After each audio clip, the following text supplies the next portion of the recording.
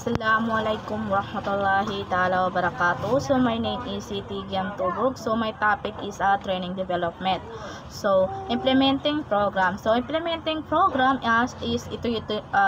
ito ay tumutukoy sa pagproseso ng paglalapat ng isang programa sa praktika matapos ang maingat or pagpaplano sa disenyo. So, pagpaplano ng pagpapatupad upang makamit ang mga ninanais sa mga layunin.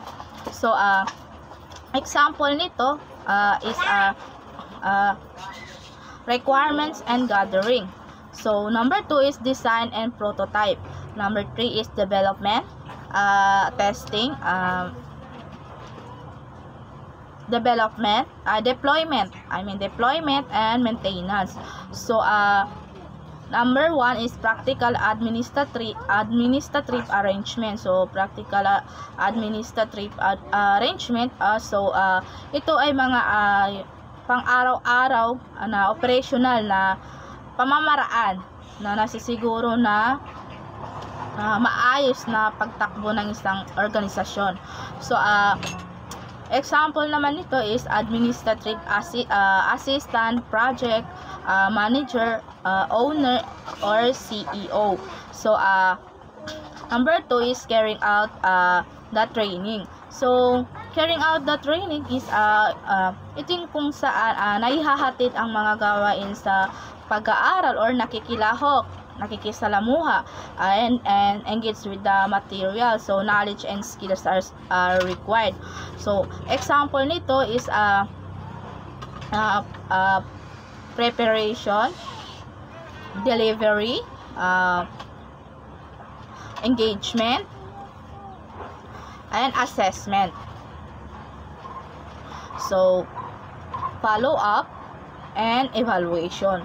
So next is the transfer of the training. So, transfer of the training is ito yung tumutukoy sa lawak kung saan ang mga kaalaman, kasanayan at saloobin na natamo natin sa mga panahon ng pagsasanay na inilalapit na lugar sa trabaho. So, example nito is high transfer of training, low transfer of training.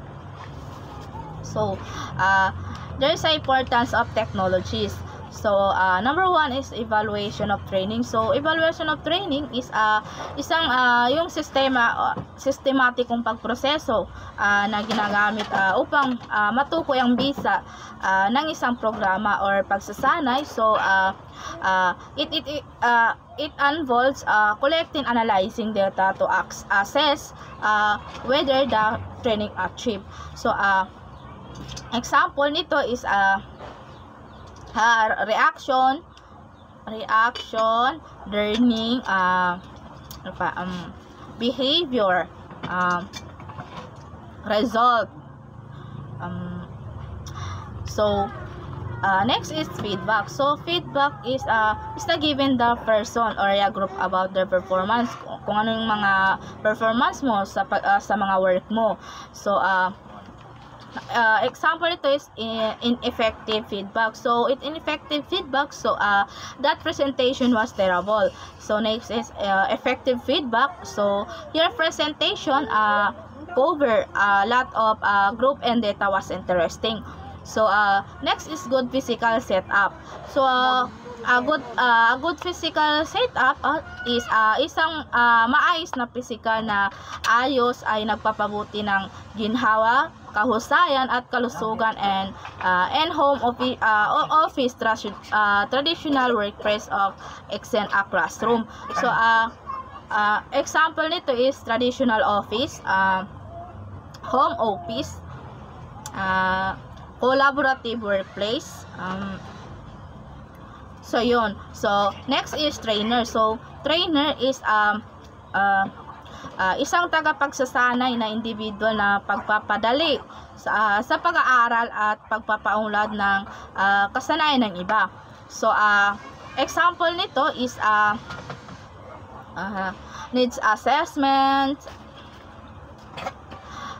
curriculum development, instructional design, training delivery, assessment and evaluation, mentorship and coaching.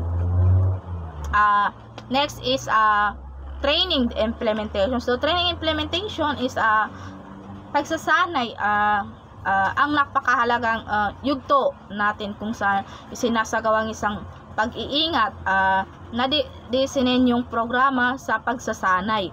So example nito is number 1 is scheduling, number 2 is communication. So next is transfer of training. So transfer of training, ito yung tumutukoy sa antas kung saan inilalapad ng mga trainee ang kaalaman at kasanayan at saloobin ng kanilang mga aktual na gawain at responsibilidad sa trabaho.